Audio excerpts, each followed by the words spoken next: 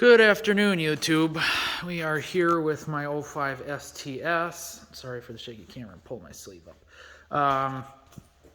So this will be a valve cover kind of overview and it's more like tips and suggestions and O2 sensors. So valve covers and O2 sensors, upstream and downstream. Now, I didn't have a code or anything for O2 sensors, but I heard someone say that, putting new O2 sensors in boosted their mileage a little bit. Now, that could have been their sensors were more carboned up than mine. Mine weren't really carboned up at all. Just a little on the chalky side, but not too bad at all. I run her pretty dang hard to kind of keep her clean a little bit. So, overall, job was not overly difficult. I'd say hour and a half, 2 hours, maybe 2.5 tops for me. Now, keep in mind, my car is 95% rust free. So, I just saw an STS just like this one today, and the bottoms of the doors were rotten, and it just about had holes in the rear quarters, and it was like, yeah, mine's not going to get that bad. At least when I'm owning it. So, what a job. So I've got my jack stands as high as my jack will go. 7-ton jack stands because I have trucks. That's what I'm using. I just saying for reference, regular jack stands aren't really going to be tall enough to give you the whole lot of arm's reach you need to get up in there. Now, I performed an oil change while I was in there. So I use Royal Purple 530 synthetic. It's Dexos approved. Not that the North Star is Dexos, but just, if your car's Dexos, if you're watching this just for giggles and don't have an STS, it's Dexos approved, so whatever. They say Mobile One. I used to be a Mobile One guy, and I've since moved to Royal Purple now.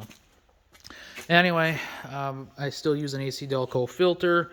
Other than that, I also did new wiper blades. It's just an all-around, about to head out on a road trip. So that's why this is all preventative maintenance. I don't want issues. I don't think O2 sensors were going to give me issues. But like I said, if there was a chance that one of the car will appreciate it and run just a hair better or whatever, then so be it. 120,000 miles on a 2005. The sensors are getting a little aged. So I figured, why not? Everything on the car is getting aged. At some point, it's going to need one of everything, right? So we've already done struts and tie rods. We need control arms probably at some point here. Anyway, so valve covers. They were leaking pretty bad, as well as our camshaft actuators. Those are still leaking pretty bad. There's one actuator, there's 2 actuators, 4 of them total, 2 per head. And you gotta buy the magnetic cover thingies and a plug and whatever. I haven't done that yet. I'll probably do a follow-up once I do that. But valve covers themselves, not horrible. I take my time. Some guy online said he got his, I think, passenger side done in 3 hours. I'd say it probably took me 4. Driver's side probably took me 2.5, 3 tops. Now, it sounds like a pain. It kind of is a pain. You got to be patient. You can't be forceful. You just got to take your time. And I think I was fairly successful in this endeavor. I had if you watch my last video, which I haven't even uploaded that yet, but at the time of this video going up, I'll have the other one uploaded. That was, I don't know what I get to title it yet, but just look at my videos and you'll see the one before this one. Anyway, it's a 10 millimeter 1/4 inch socket on a swivel with both the 6-inch and the 3-inch extension. And that's how I was able to get at the lower bolts, the one on the back. Not that big a deal, especially on the passenger side. Now, the passenger side is the biggest pain in the butt because of the wire loom and the bracket that runs right here in front of the valve cover. Now, you need every ounce of room you can get to get the valve cover off successfully. Lucky for me, when I don't know if it's my harnesses are just kind of loose-ish because I've had this engine out before. But I was able to get the mounting bolts for the bracket underneath the car, 1/2-inch drive, extensions on a swivel, 15 mil. Got the bolts out. Now the guy online that did the write-up said he didn't bother putting the bracket back on. And he had said you got to bust up this entire plastic wire loom. Well, as you can see, mine's intact. I didn't even pull it apart. All I did was take the bracket off. If you can get at the wire on the alternator, which you can't even hardly see, but it's the wire coming right out of the plastic loom right here, goes to the alternator. If you can get that loose, that'll probably give you some more room, because all I did was push this wire loom all the way down. Once you get that bracket out, push it down all the way down. There's a couple bolts on the strut right there. Push it down below that, push it back, and that was what gave me enough room. I shouldn't say that's all I did, because what I did end up doing was pulling the fuse box apart, which is not hard and not a big deal. Just disconnect the battery. You take your terminals out. You'll see once you get in there how easy it is to do this job for the most part. So you can see my new valve cover gasket in there. You will have to silicone 2 parts right there on the bottom flat and on the, well, you can see it, can't really, the top flat in the corner, because that's where the front cover gasket meets the valve cover gasket. And be careful not to rip the valve cover gasket away from the front cover gasket, because they're silicone together right now, and you know, just don't go ripping away, and because you'll rip too much of the front cover gasket. But either way, you're going to have to put silicone. Now, if I'm going to make a recommendation on silicone, because, oh boy, I don't even know where I had it. Oh, there it is. Okay, good. So I'm going to make a recommendation on silicone. This is stuff we use at work all the time, and this stuff is pretty damn amazing. But a can like this, frickin' 7.5 ounces, $30 at Napa here. So it's pricey, but I'm telling you, it's amazing stuff. It solved oil leaks where you're like, it's a little, you know, once you cleaned it up and whatnot, the oil's still kind of coming out a little bit. It was like, it's worth a shot. Otherwise, you're gonna have. I was gonna have to pull the whole engine out and do an upper oil pan, and a whole 9 yards, and that, and just not fun. So what I did worked for me. So now, tool-wise here for O2 sensors, because that's pretty much it for valve covers. That's, you know, removal and installation. It just is what it is. Pulled that off, tucked that out of the way, and then I'm talking about the hose there. Wiring harness, pulled that back out of the way. Wiring harness kind of here is loose-ish. Now, these are actually very easy. Now, you watch a video from 1A Auto on a CTS, since nobody ever has anything to do with STSs, which is dumb, but pretty much the same engine bait. Give me a second, crawl up in here. Oh, it's up in the air. Ouch, that hurts the knees. So this is my O2 sensor connector location. You have to pull this white tab back and flip it back, and that'll release. And I did not have to do anything crazy. Mine were already floating there. Like I said, I've had my engine out before. Now, I stuck my arm in. Oh, where did I do that? I think I stuck it down underneath this hose. And believe it or not, you'll have room to get a hold of it. It's actually supposed to be clipped on the back of this metal bracket. I'm trying to get you to see. It you probably won't. Anyway, at the bottom of this black metal bracket back here and further down, it's supposed to be strapped up, but mine was floating around. Probably because I may have done that. But anyway, let me get down out of here without completely ripping the bumper off the car. Oh. Sorry, I know I'm not a professional videographer or whatever. So I will get underneath the car. Now, believe it or not, I broke all 4 oxygen sensors loose with one tool. I tried 2 different tools, but I mainly used one. And that is this guy from AutoZone. And worked pretty dang good. I don't know if I can find the other one. No, the other one I use at work all the time.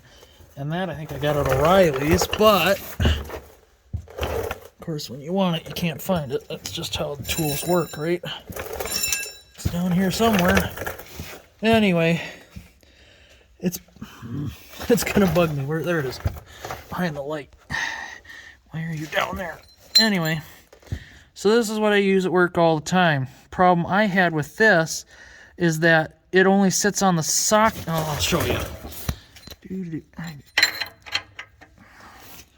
It only sits on the sensor that far. And that could just be this one itself, but that's what this tool does. Now, for what I'm doing at work, I'm using a torch, and so it doesn't take much force. The biggest, I'm going to give you guys an insider to the mechanics world if you want to be a successful mechanic. This is what I've observed, and it's kept me from screwing shit up left and right. Make sure your tool is on 100% level. Not like that, not like that, not cockeyed, crooked, nothing. If you have to apply a ton of torque to stuff, make sure that your tool sits all the way down there, and don't be pulling on it in ways that's going to make it lift up at funny angles and everything else, because that's how you strip shit out. That's how you strip shit out. Oh, I've been doing that my whole life, never had a problem. Yeah, well, luck may run out for you one day where you're in a really tough spot and you're doing something like this at, 10,000 foot-pounds, and there you go, fucked it all up. So, that's my advice. That goes with every fastener. Before if you just slap a socket on a bolt and you just start reefing in a place where you can't necessarily see it, but you can feel it, make sure it's all the way on there. Not cockeyed, not crooked. That's how you strip shit out. And make sure it actually fits properly. God, and quit using 12-point sockets. That's the biggest thing that strips out bolts. Use a 6-point socket, use a 6-point wrench. It's going to be your best friend. I'm not kidding. Everybody uses 12-point wrenches and 12-point sockets. And if you don't know what 12 points is, you probably, maybe not, this is 12 points. Okay? Use a 6-point. It's actually the shape of a bolt. There's times where a 12-point comes in handy, but like I said, if you're applying lots and lots and lots of torque, you're going to regret it. I'm just saying, from experience, lots of experience, don't use 12-point bolts. I learned real quick. I was like, this ain't working. I need something else.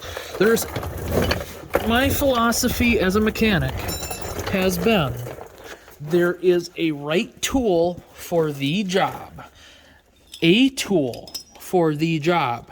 Not, oh, this will work. Yeah, sometimes it will. But I'm telling you, there's a tool for that job.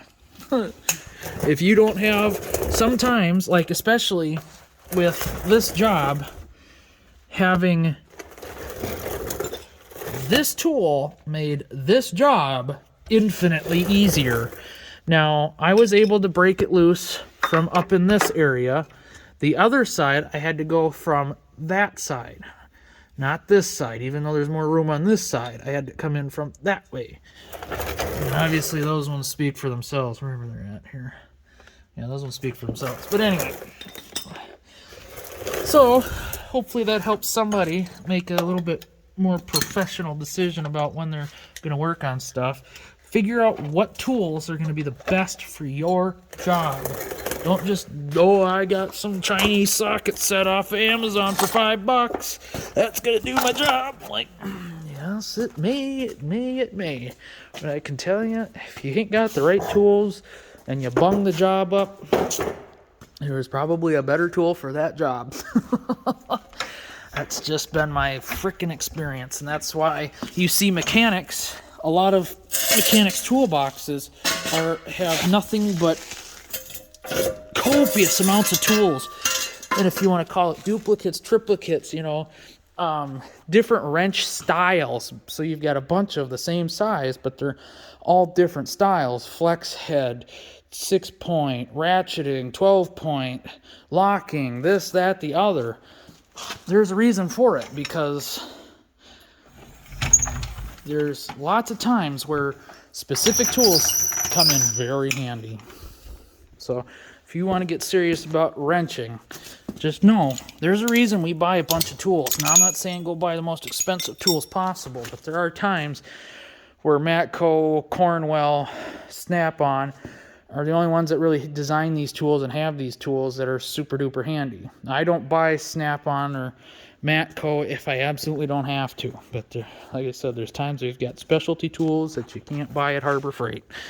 And I can tell you from experience, Harbor Freight tools, most oftentimes, especially in a commercial or in most cases even residential, do not cut it. Oh, it's got warranty. Yeah, but that means you got to make 15 trips to Harbor Freight to return something because it broke for the 10th time on one job. Now, I will say, I have 4 of these. These are all Harbor Freight ratchets. These guys were my best friend because they are very slim. I will show you. They are a slim head ratchet. They fit in places every other ratchet didn't.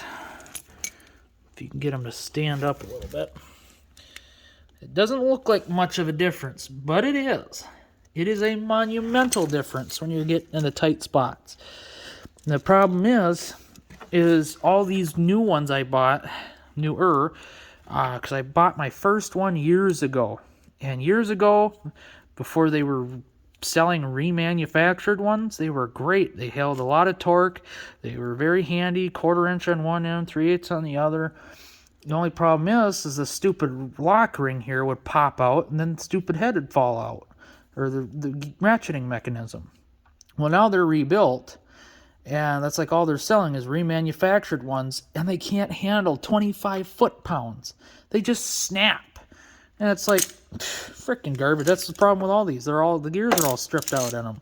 I'm doing piddly jobs, making sure I didn't break anything, and I still broke it. So, that's Harbor Freight in a nutshell.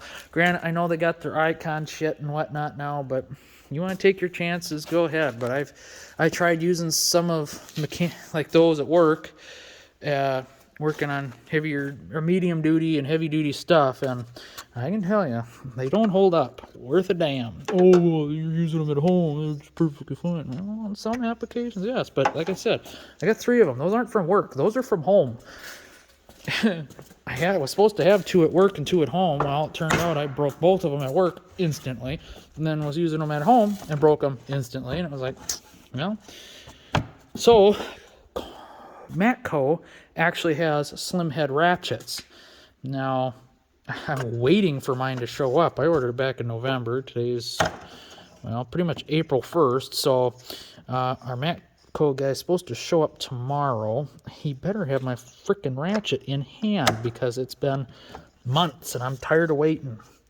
So, but anyway, so oil changed, O2 sensor's done, wiper's done. Probably should have checked air filter, but you know, whatever. We'll worry about that a little later. But maybe I'll check that tomorrow. I don't know. It's like almost 9 o'clock at night. I want to go inside, get some dinner. I haven't eaten yet since about 12:45 this afternoon at lunch. So, ooh. But yeah, hopefully the car runs great now. Better, I should say. It always ran great. Hopefully it runs better, and all will be well.